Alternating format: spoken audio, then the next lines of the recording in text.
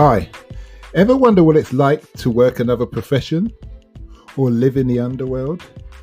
Listen to unsuspecting riders give a 10 to 15 minute personal masterclass as I spontaneously interview them as they enter my taxi. I'm your host, Simon Rushton, and this is Taxi Chronicles.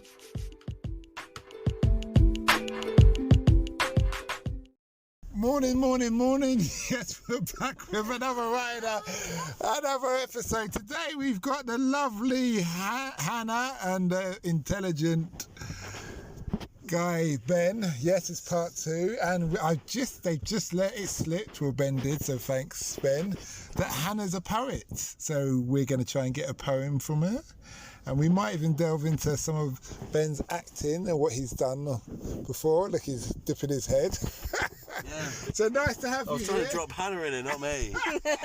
What have I done? Tell us, Hannah, how did you get into what got you into the love of poetry, and what inspires you and motivates you? The love of poetry came from when I was acting and doing drama at school, and I used lots of rhyming schemes, and I read a lot of poetry and different pieces of art that people had written, and that kind of inspired me from there to write my own. And I did a lot of monologues that were using rhyming schemes and things like that, and I've just sort of developed the passion from there.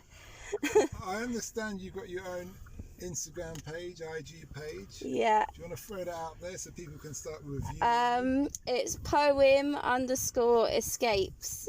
Do you want to spell that out? POEM_ESCAPES.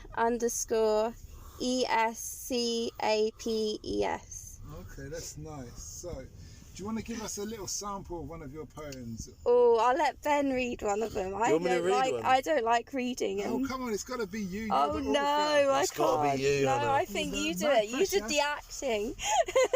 Yeah. Oh, so you're the script writer for it. Exactly. Okay, is there anyone you want me to read, or do I just pick one? Just pick one if you want. Okay. A good one. Right, no, not that one. In the meanwhile, Hannah, what inspires you? What kind of things inspire you when it comes to this writing? I think my biggest inspiration with writing poetry was Maya Angelou. She's quite a famous black poet. Okay. She wrote a lot about sort of liberating women and just liberating people in general. And I feel like that's what writing allows you to do. It's almost like a liberation of yourself through words, and I find it helps me express things that I might struggle expressing otherwise. We had a girl like that in school. When she wanted to communicate, her name was Jane. Was it Jane Everett? I can't remember, but I know it's Jane. And she used to write these poems that were really, really good. And one time the librarian must have accused her of something and kicked her out. So she wrote a message, a poem, and gave it to left it on the desk and signed it, and left it on the desk for the librarian. The librarian smiled and told her, tell her she can come back in any time. Oh. So one of those ones there. Yeah. Okay, Ben, are you ready with this poem? Alright, okay, I got one. Is that a good one? Can I read that one? Yeah. Alright, cool. You are not imperfect. You do not need to improve. There's nothing to correct. You can be who you choose. Breathe deeply, look in the mirror, and allow yourself to feel beautiful and proud. Those little dents and features are what make you stand out in a crowd. Boom. Okay. How would you say your poet life has developed over the years, and how long have you been doing it for? I've been writing poetry, I'd say, since I was 18. Some of these poems are about me, I've just realised. So I take it you two are a couple then? Yeah, we are a couple. Yeah. I wasn't sure, I didn't want to drop anyone. I've done it before and been got 8 emails. One man!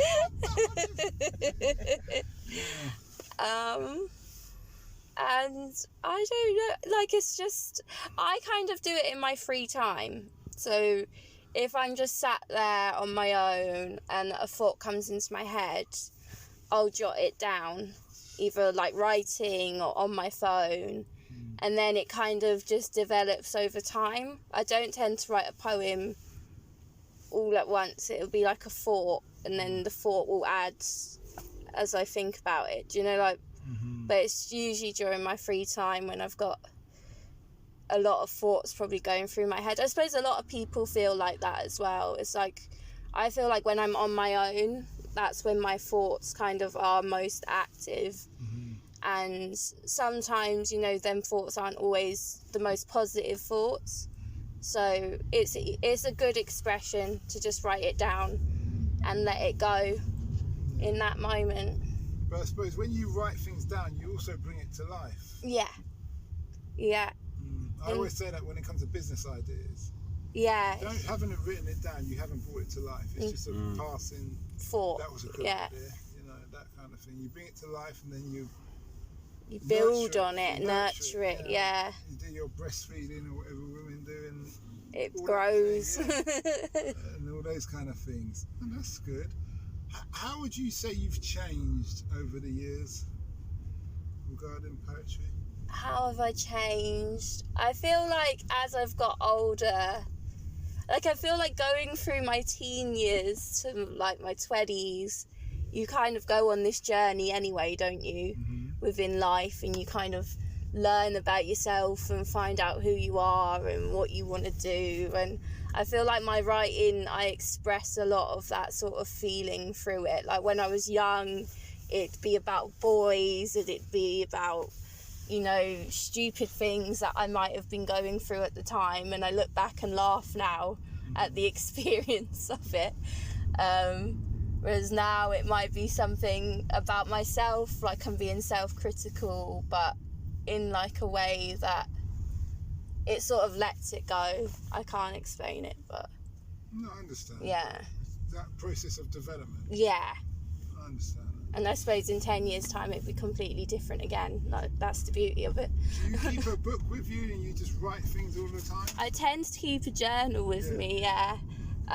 Or just the notes on my phone. I have loads of notes of different poems I haven't even put on my Instagram, I don't think. You ever thought about publishing your journal? I've had people approach me.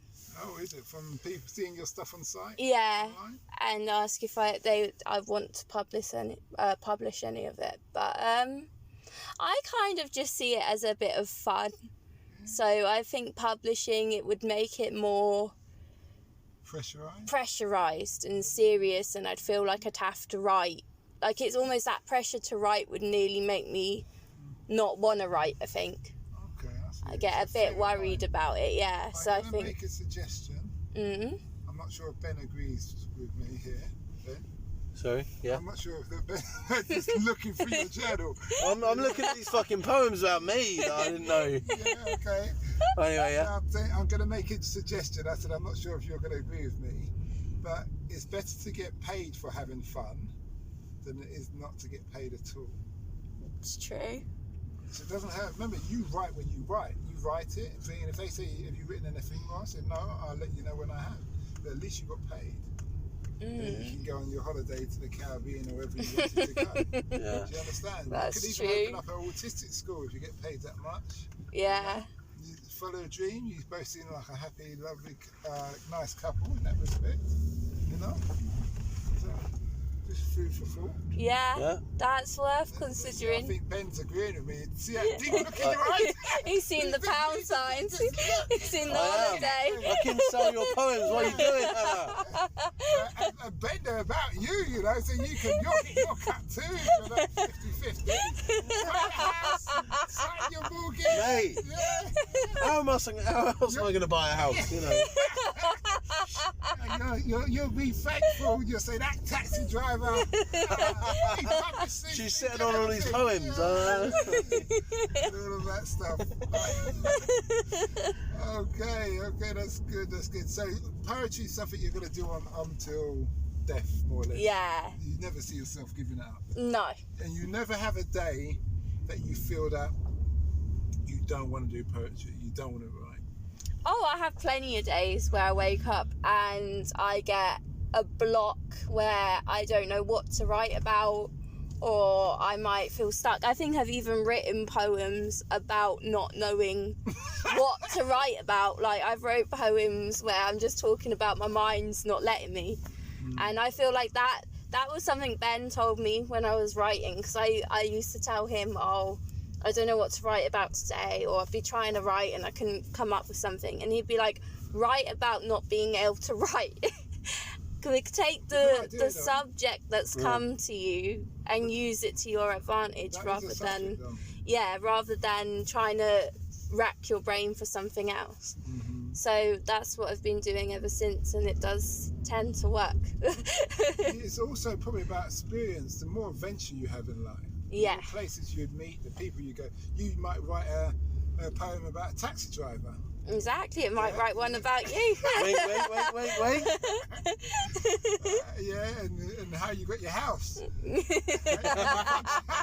I'll send you a selfie from Barbados.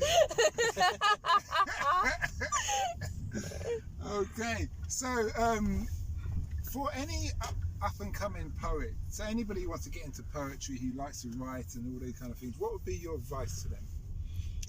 My advice would be true to yourself. Like, if you want to write from your experience. I feel like trying to write about something that you don't have any knowledge on is very hard. So I feel like if you're just starting to learn to write and stuff, it's just like, write about what you see, what you like, use all your senses, where you've been, who you've met, like you've just said. Use your life experience and you'll find something to write about, because everyone meets someone interesting or goes somewhere different. Do you do artwork as well? Like painting, drawing? So obviously I do a bit of drawing, yeah. I think I've got one of my drawings on the poem page where I've written a poem above the drawing. You know, this episode will have your Instagram page as the title, as the artwork. You'll be publicised. Thank you. Okay. Well, seeing as Ben hasn't got an Instagram page as an actor, and he should do. You should have clips of some of the acting things you've been in, and just post that. I said a TikTok. Maybe. I don't know. No, I don't know how you can be an actor. I did a very good interview with an actor, and he was an up-and-coming actor, and he talked. I can't remember the number. It was really, really. I've done about 6 actors, interviews about 6 actors, and at different times. And he really broke down how to get in there as an actor, and like the way to. It was just really good. I'm not an actor, but what he's saying made total sense to me if I want to be an actor. So what I'd say to you, in brotherly love, is you need an IG page with some of your stuff on.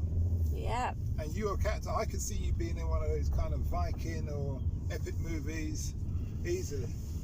Yeah. It's the long hair and the beard, Yeah, isn't it's it? like you. I can see you playing the role of Jesus. I think it was 2 years where I only played homeless people. Yeah, see, so right, let's talk about that. How were you? What are the kind of things that you had to develop as a homeless actor, playing a homeless actor? So, I mean, I took it pretty extreme then. Go on. I slept in Holborn one night, and I slept in Uxbridge one night. Okay, just outside. And, just outside, just on the street. Park bench or something. Yeah. You weren't fearful, and this was just to get the idea of what it's like to be homeless. Yeah. And I spoke to some other people who were there, who were homeless, and just chatted with them. And you sat with them. Yeah. So you sat with them all night. I'm going to sit with you, and you told them what you're doing. No, I was on it. I just thought I might as well be honest. Did you have to pay them any money? I gave him a bit of money at the end, yeah. Just because at the end of it, I was like, Jesus Christ. I mean, obviously, we were, you know, were they? You know, it's difficult, but were they addicted to anything like alcohol, drugs? Yeah, a couple of them. I mean, It's difficult to say, isn't it? Really. I mean, a couple of them wanted a beer and a cigarette, but then at the same time, if you're in that position, and I think one of the things that really got me about it was just how fucking boring it is. As much as anything, you're just really bored. yeah. And that was what they spoke about. Was just like, I'm just fucking bored more than anything. You got nothing to do. And so then I just want a beer. I just want a cigarette. So it's not really like. I think for the guys I was talking to, they weren't really addicted, but it was just like, well. So they weren't drinking all night. No. Okay, so that's because they're drinking to warm their body up. And then they can just sit down with the wrapped in plastic bags or whatever they've got, duvets and all that kind of thing. So you did that on 2 different occasions. Yeah.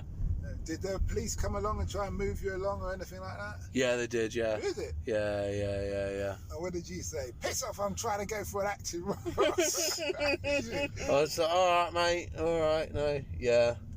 No, I just moved along. No problem. Okay. I suppose it's a bit of a hard one. You can say, I'm homeless, where do you want me to go? Yeah. And they go, we're just not here. All right, so you step one side, one step to the left. Okay, I once went to a protest, this political protest, and the police tried to kettle us, and one of the people who was being kettled was a homeless bloke. Yeah. And he was like, do you not see the fucking irony of this? You've been getting me to move along the whole time, and now you're just keeping me in one place. Yeah. Okay. Well, I suppose at least he doesn't have to worry about moving along that night, innit? Yeah. So, all right, listen, don't step on my bed. This is my bed. All that kind of thing. So what other roles have you played? Fuck me, what else have I played? And are these big speaking roles? And what films? Is it a film, TV show, theatre? What kind of? So mostly theatre and short films. Okay, So yeah, I did a bit of Shakespeare. I did a lot of the comedy parts I did some comedy parts in Shakespeare and like comedy parts in some Greek stuff, and a couple of comedy plays at the Fringe. What else did I do? I did this short film where I was a guy who ran a garden centre and all his plants ran away, and I had to kill all the aliens who stole his plants. This is the kind of stuff that you do. You know what? I think Hannah's learning stuff about you. What? I want to have kids with you.